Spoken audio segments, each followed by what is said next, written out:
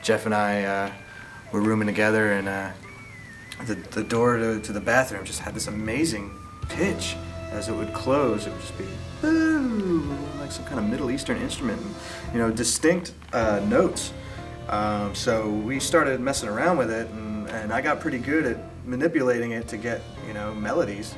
So we called my cell phone and recorded me and Jeff playing the door for a couple minutes, and we took the best, snippet of that, and Oteil and I wrote some chords and bass substitutions underneath the door melody, and that became adorable. So it'll start, what you hear first is the door, and then you hear Jeff's drum roll, and actually at the beginning of the song you actually hear the door and the band playing at the same time, and then we kind of take it from the door and play it out.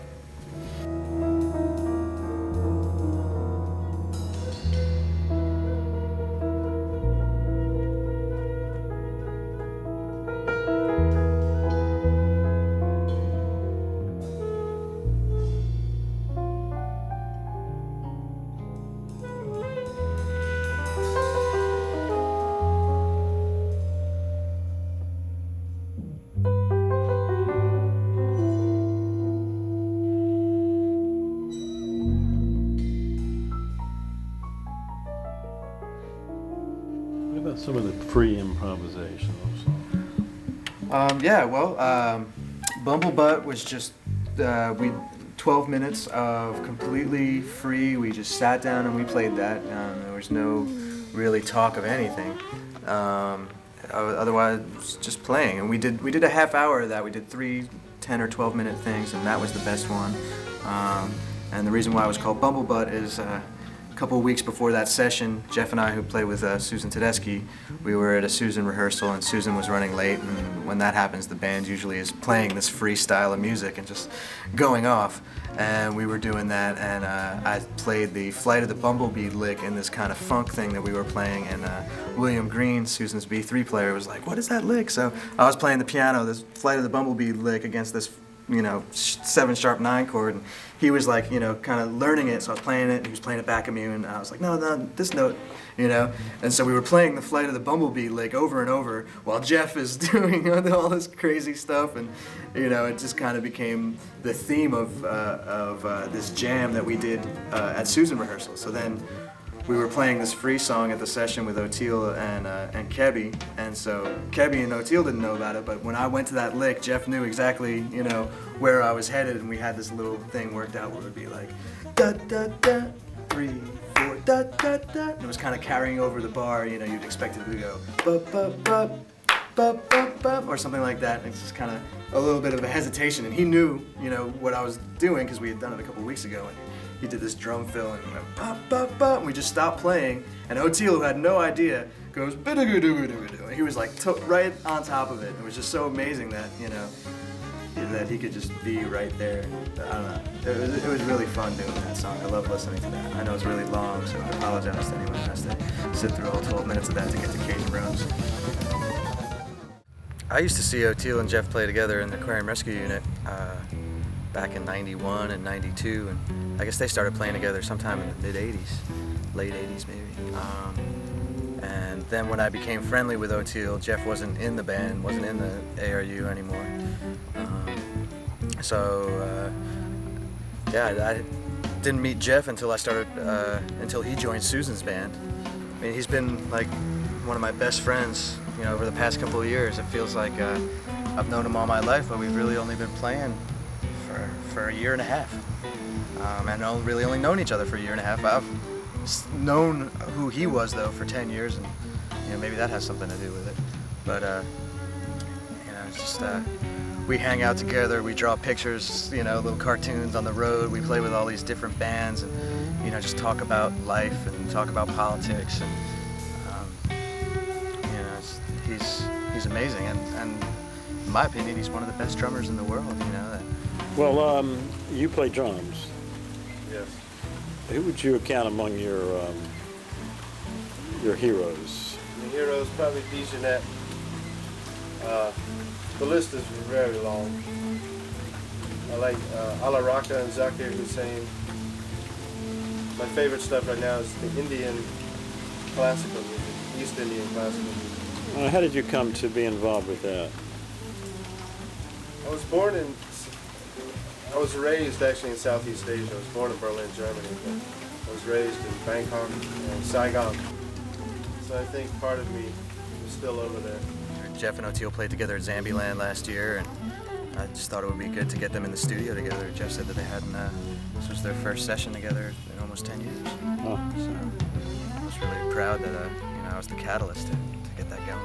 Two Spots, which is a Kebby tune, which we've played with the Peacemakers past couple of tours. Oteil's band. Oteil's band, yeah.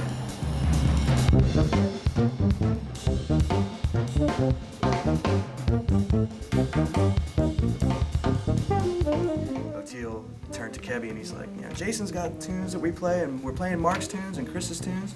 He's like, you need a tune for the Peacemakers. And Kebby kind of nodded and looked around, and he started going, dum dum dum dum dum dum dum dum dum, and we started playing behind him, and he literally wrote that song on the spot at sound check, and we started playing it the rest of that tour. And I thought it would be great to put it on tape.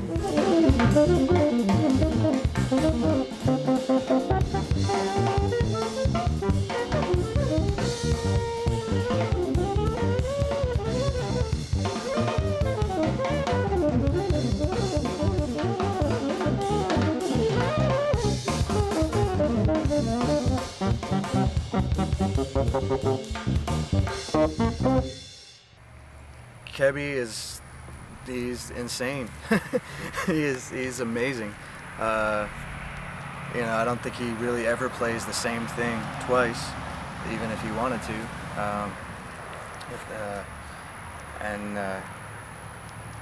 He could play the most out stuff and then play really beautiful and then play really, jazzy. He could sound like Coltrane, or he can sound like a squeaky door, and he's brilliant at all of those things.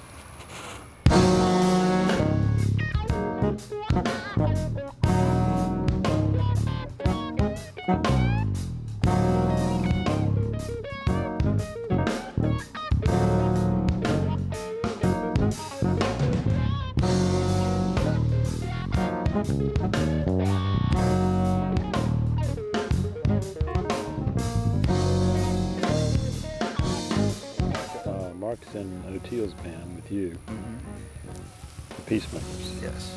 And Mark played on Oteil's record. That's right. Okay. Yeah, so this session was kind of like the Peacemakers with Jeff on drums.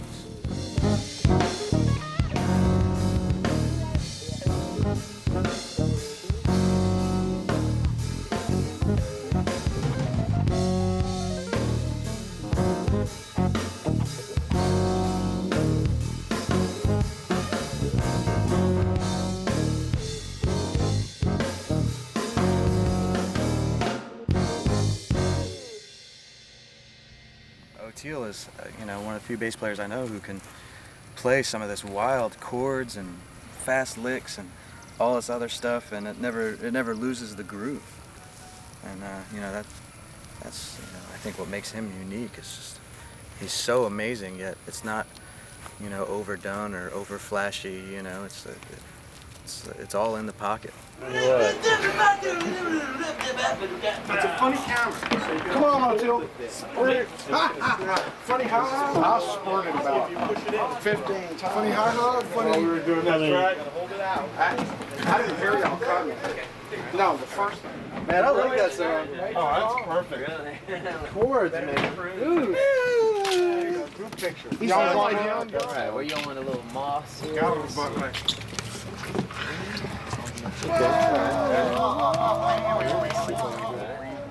Let's make y'all look a little larger than life here. No. Ready? 1, 2. Guys. Splendid. Splendid. And I got Splendid opening.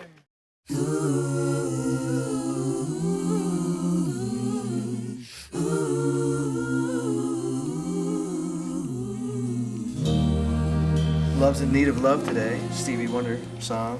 Susan Tedeschi sang beautifully, and it's a song that Jeff and Susan and I, Ron Perry from Susan Tedeschi's band, we had talked about this song. It was right after 9/11, 2001, and you know, we were all kind of feeling like the world's not doing too well, and you know, it's really not. And this song would be good for people to hear. And we considered recording it for Susan's record, but we never got a chance to. So I thought, you know, it would be great if we did it for this one, and she got to sing it. And so I asked her while we were out on the road if she would be into it, and she said she would, and you know, we came down here and did it.